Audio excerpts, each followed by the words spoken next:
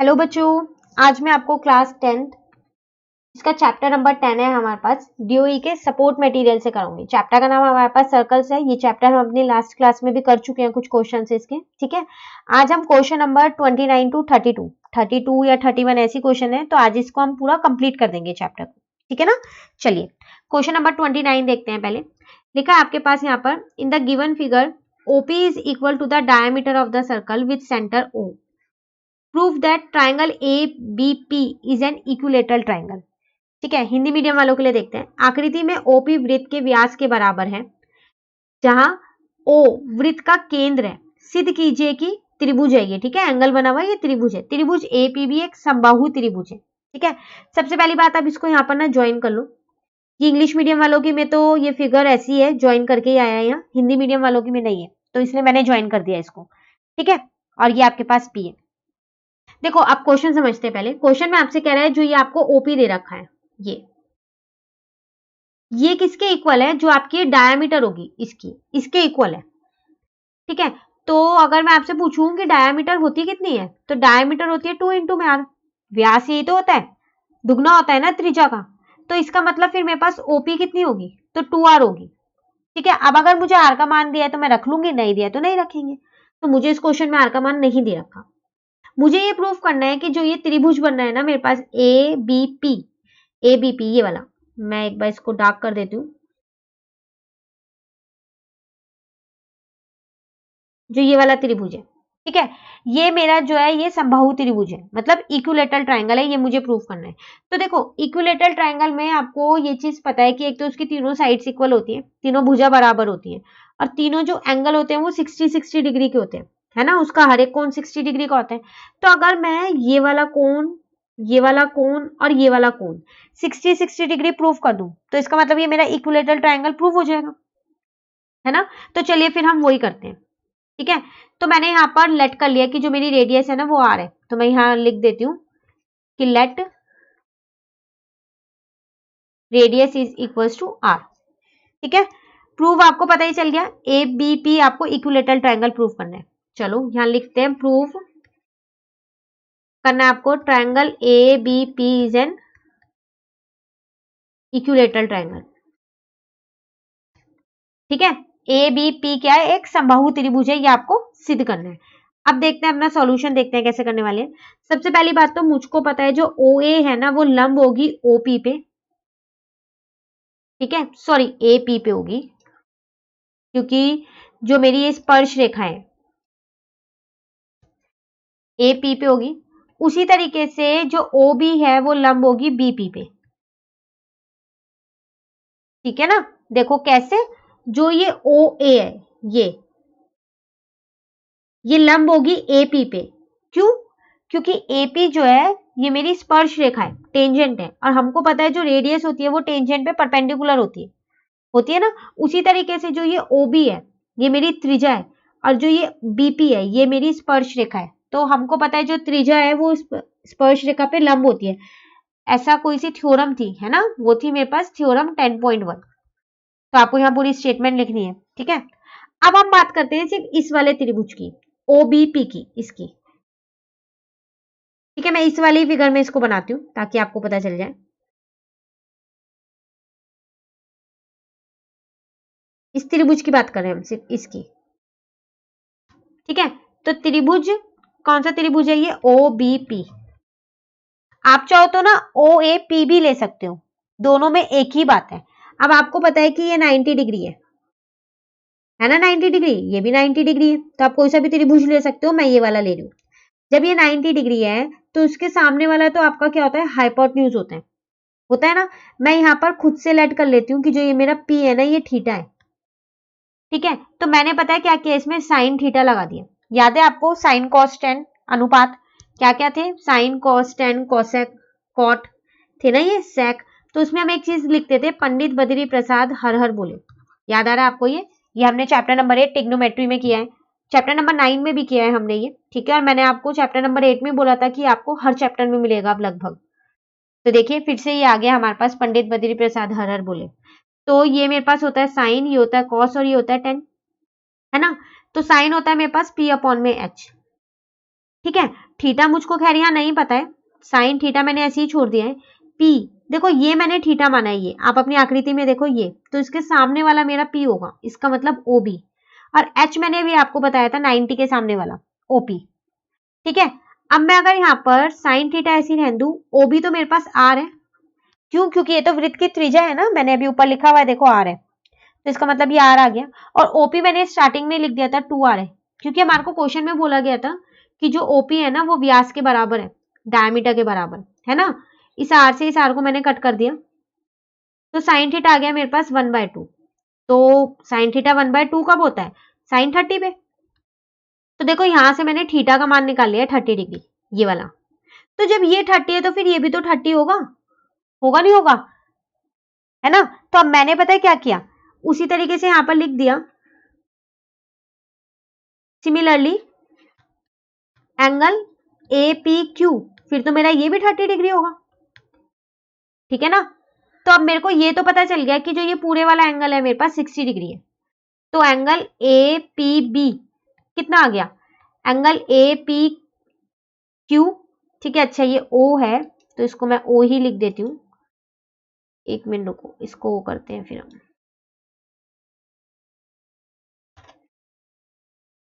ठीक है। तो एपीओ प्लस एंगल दूसरा कौन सा आएगा? बीपीओ, और दोनों ही मेरे पास 30-30 है। तो चलो मेरे को एक एंगल तो मिल गया इस ट्रायंगल का 60 डिग्री। अब रह गए मेरे दो एंगल और निकालने, रह गए ना। अब देखो आपको पता है कि जो ये एपी है ये पीबी के इक्वल होगी, AP is equal to PB होगी। थ्योरम 10.2 हमको ये बोलती है कि जो टेंजेंट की लंबाई होती है वो दोनों की बराबर होती है अगर वो एक्सटर्नल पॉइंट से बनी हो, है ना। तो ये बनी है ना पी पॉइंट से, तो ये दोनों की लेंथ तो इक्वल होगी। और जब इन दोनों की लेंथ इक्वल है तो जो मैंने ये दो एंगल स्टार्टिंग में बनाए थे ये दोनों एंगल इक्वल होंगे। Reason, angle opposite to equal sides are equal, है ना। बराबर भुजाओं के सम्मुख कोण बराबर होते हैं, थी ना हम पे ये एक प्रमेय। तो इसका मतलब एंगल, कौन कौन से एंगल की बात कर रही हूं मैं? पी बी ए की, है ना। तो पी बी ए जो है वो किसके बराबर होगा? पी ए बी के, ठीक है। उनको मैंने क्या किया? एक्स मान लिया, और यहां लिख भी दूंगी क्यों है ये बराबर। Angle opposite to equal sides are equal, ठीक है। अब ये दोनों मैंने एक्स मान लिए, बस। अब आप बात करो कौन से ट्राइंगल की? इन ट्राइंगल पूरे की, ए पी बी की, इस त्रिभुज की बात करो। तो आपको पता है कि जो आपका ए पी बी है प्लस जो आपका पी बी ए है प्लस जो आपका बी ए पी है वो आपका 180 है। Angle sum property of triangle आपको पता है ना, त्रिभुज के तीनों कोनों का योग 180 होता है। तो P वाला तो आपको पहले से ही पता है 60 है, और इन दोनों को आपने x मान रखा है। तो 2x is equal to 180 minus 60 आ गया, ठीक है। तो यहां से मेरे पास 2x कितना आ गया? 120। तो x मेरे पास आ गया 120 अपॉन में 2, इसका मतलब 60 आ गया। तो इसका मतलब एंगल, कौन कौन से एंगल? ए पी बी और एंगल बी पी ए, और एंगल तीसरा एंगल एक रह गया हमारे पास, वो हमारे पास यहाँ रह गया पी ए बी, ठीक है। एक मिनट, यहाँ पर दोनों पी वाले एंगल आ गए हैं, ये भी बीच में पी है देखो, वहां भी बीच में पी है ना। तो ए पी एक तो ये वाला आ गया, ठीक है। पी ए बी एक ये वाला भी आ गया। अब ये रह गया पी बी ए, ये तीनों मेरे 60 डिग्री आ गए, आ गए नहीं आ गए? देखो आपने ये एक्स एक्स माने थे, एक्स की वैल्यू 60 आई, और ये तो मैं पहले ही निकाल चुकी थी 60 डिग्री है। जब ये तीनों एंगल 60 डिग्री है तो इसका मतलब क्या हुआ?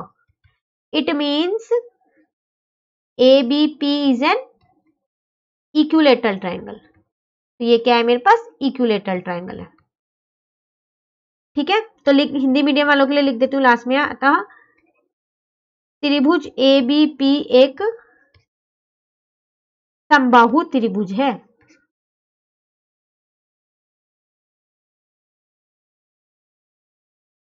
ठीक है ना। चलिए अब देखते हैं क्वेश्चन नंबर 30।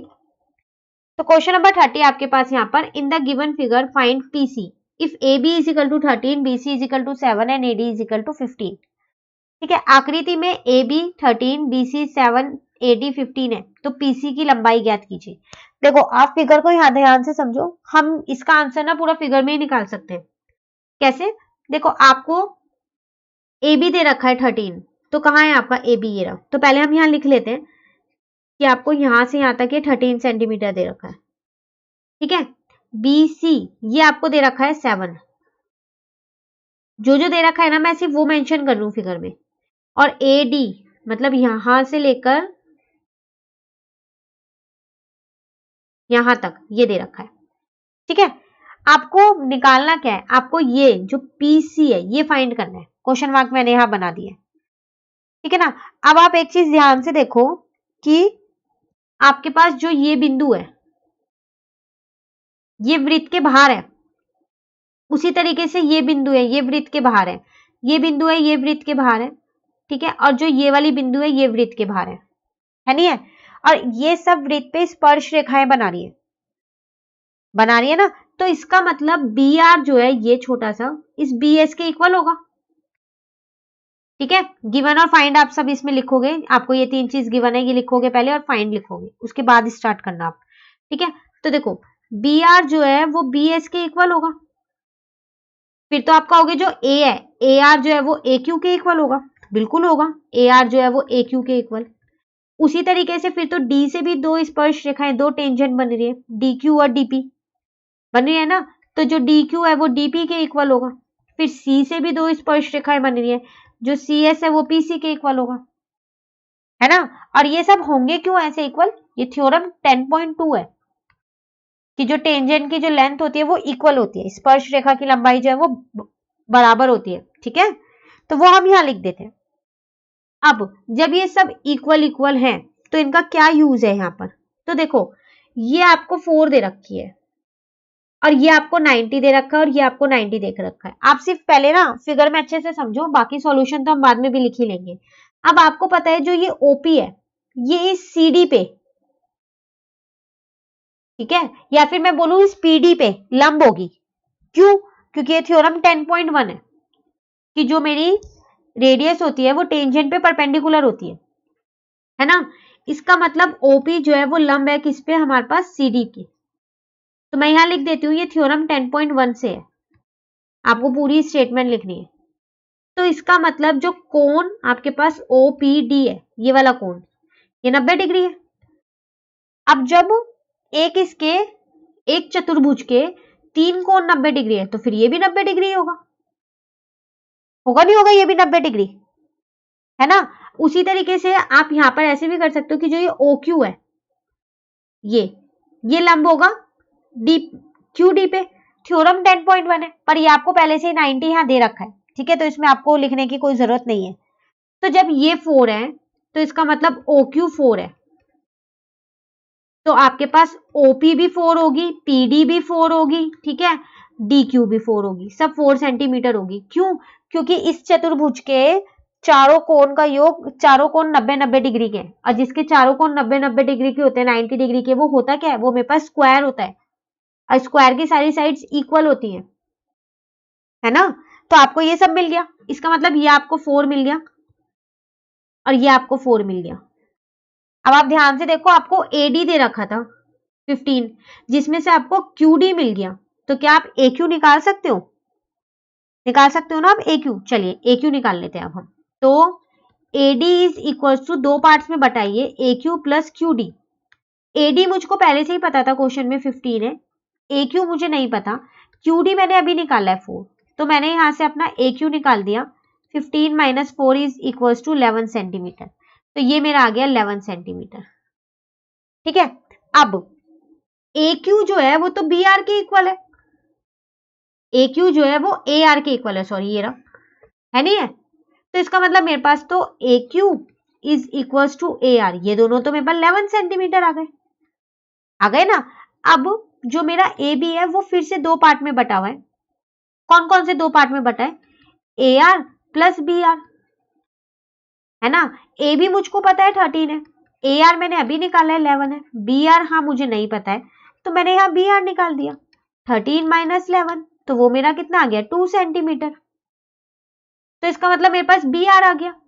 अब फिर मुझे एक चीज पता है, वो क्या, कि जो मेरा बी आर है ना वो बी एस के बराबर है, तो ये दोनों मेरे 2 सेंटीमीटर आ गए नहीं आ गए बी एस।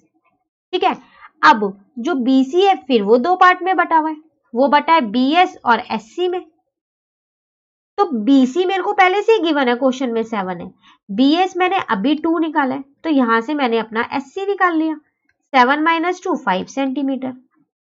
तो चलो मेरे पास एससी भी आ गया 5 सेंटीमीटर, मैं फिगर में भी इसलिए साथ साथ लिखती जा रही हूँ। ठीक है, ये आपके पास 2 सेंटीमीटर है, वहां स्पेस नहीं है तो मैं यहां लिख रही हूँ। अब एक और चीज मुझे पता है कि जो मेरा एससी है ना वो पीसी के बराबर है, तो मेरा पीसी भी 5 आ गया, तो इसका मतलब पीसी मेरे पास कितना आ गया 5 सेंटीमीटर। अब अपने क्वेश्चन पे आते हैं, तो हमें निकालना क्या था, क्वेश्चन मार्क कहाँ डाला हुआ है 5 पीसी पे, तो पीसी मेरा कितना आ गया 5 सेंटीमीटर। ठीक है, तो ये था आपके पास क्वेश्चन नंबर 30, जो आधे से ज्यादा क्वेश्चन आपको फिगर में ही सॉल्व हो जाएगा। अगर आप साथ साथ लिखते रहो ना तो आपको फिगर से ही पता चल जाएगा कि नेक्स्ट स्टेप आपको क्या करना है। ठीक है, तो हमने यहां से स्टार्ट किया 4 सेंटीमीटर से, इस डायरेक्शन में चलते गए ऐसे, और वापसी हम यहां पर करके अपने पीसी पे आ गए, हमारे पास पीसी की वैल्यू आ गई। ठीक है, चलिए अब देखें क्वेश्चन नंबर 31 देखते हैं। तो देखो क्वेश्चन नंबर 31 कह रहा है, इसमें भी आपको फिगर दे रखी है आपको, लेकिन इसमें रेडियस निकालनी है, आर बना हुआ है ना, ये आपको निकालनी है। आकृति में वृत्त की त्रिज्या ज्ञात करनी है आपको, तो कैसे करेंगे, नाम दे देते हैं पहले हम इस फिगर को, कुछ नाम तो उन्होंने दे ही रखे हैं। अच्छा, यहाँ से भी एक ए ही नहीं लिखा हुआ है, तो मैं ए यहाँ पर लिख देती हूँ। ठीक है, देखो कैसे निकालें, लगभग क्वेश्चन आपको देखने में लग रहा है ना, ये अभी हमने पीछे ऐसे ही किया है। मैं इसको पहले ज्वाइन कर देती हूँ।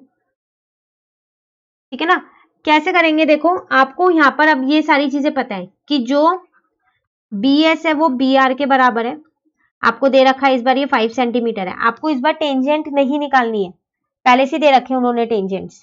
ठीक है, अब बात आती है ए आर, ए आर जो है आपको 23 दे रखी है, सॉरी ये आपको ए बी दे रखी है 23, तो आप ए आर निकाल सकते हो। क्यों, क्योंकि आपको बी आर पता चल गई है, तो ए बी है क्या मेरे पास, दो पार्ट में बटा है, B R plus A R, A B मेरे को 23 दे रखा है, बी आर मुझे 5 पता है, तो मैं यहां से ए आर निकाल सकती हूँ। तो ए आर मेरा कितना आ जाएगा, 23 minus 5 is equal to 18 centimetre, है ना। अब A R is equal to A Q है, ठीक है ना, तो वो कितना है मेरे पास यहाँ पर, तो वो मेरी 18 सेंटीमीटर आ गई ए क्यू। ठीक है, इन सब में आप यहाँ पर थ्योरम लिखोगे 10.2, थ्योरम लिखना मत भूल जाना, ऐसी टेंजेंट्स को हम इक्वल नहीं कर सकते हैं, थ्योरम लिखनी पड़ती है हमको, एक बार लिखनी है बस, फिर आप क्वेश्चन में बार बार टेंजेंट्स को इक्वल रख सकते हो, बार बार लिखने की जरूरत नहीं है फिर आपको। ठीक है ना, अब देखो ए क्यू आपने निकाल लिया, लेकिन मेरे को पूरा ए डी पता है 29 है, अब ए डी दो पार्ट में बटा है, ए क्यू प्लस क्यू डी, बटा है नहीं बटा, तो ये 29 है, ए क्यू मैंने अभी 18 निकाला, तो मैंने यहां से क्यू डी निकाल लिया, तो क्यू डी मेरा यहाँ पर आ गया 29 माइनस 18, तो वो मेरा आ गया 11 सेंटीमीटर। ठीक है ना, तो चलो क्यू डी मुझे मिल गया यहाँ पर ये 11 सेंटीमीटर। ठीक है, अब लेकिन मुझे आर निकालनी है, मैं इसको सर्कल की रेडियस नहीं कह सकती हूँ, नहीं कह सकती ना। अब आप देखो, अब आपको पता है जो ओपी है वो लंब है किस पे, सीडी पे, थ्योरम 10.1 है ये, तो इसका मतलब ये तो मेरा 90 डिग्री है। उसी तरीके से जो ओ क्यू है वो लंब है किस पे, एडी पे, सेम थ्योरम, ये भी तो फिर मेरा लंब ही है इस पूरी टेंजेंट पे। ठीक है, ये मेरी 90 डिग्री है।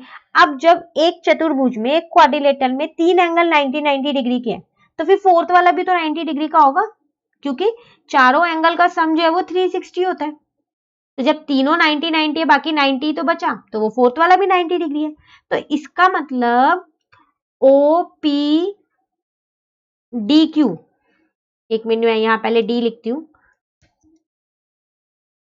तो ओ पी डी क्यू है क्या मेरे पास, इज अ स्क्वायर, अभी हमने क्या था जिसके चारों एंगल्स 90 डिग्री के होते हैं, ठीक है ना, तो वो मेरा स्क्वायर होगा।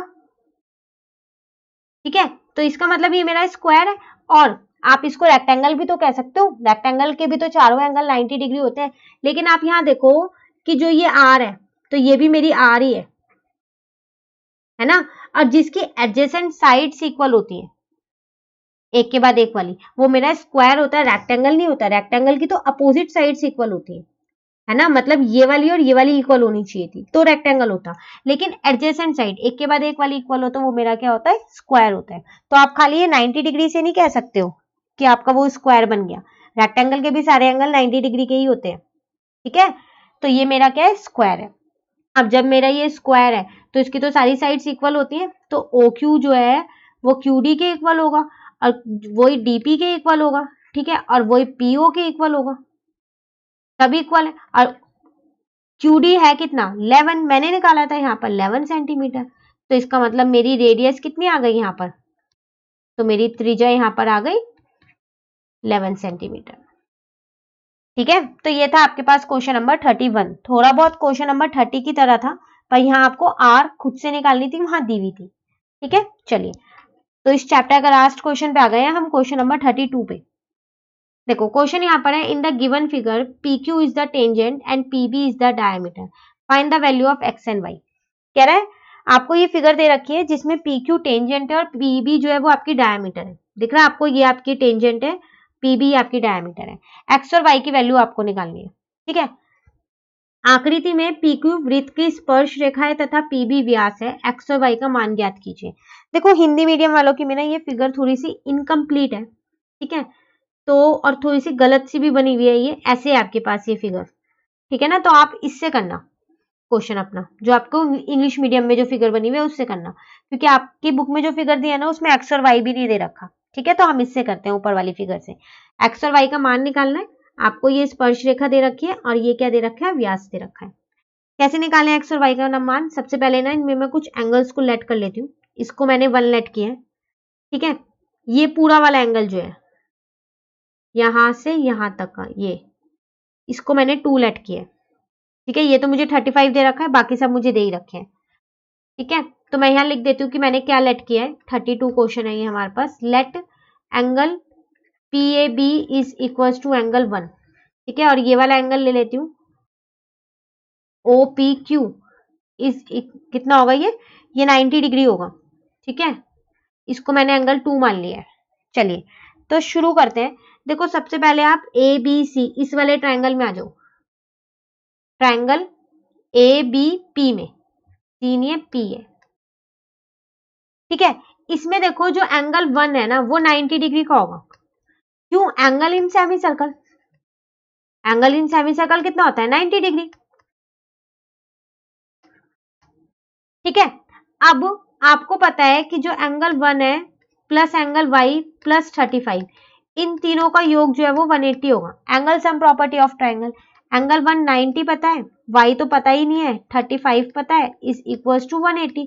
तो मैंने क्या किया, यहां से वाई की वैल्यू निकाल ली, 180 माइनस 90 माइनस 35, तो वो मेरी आ गई 55 डिग्री।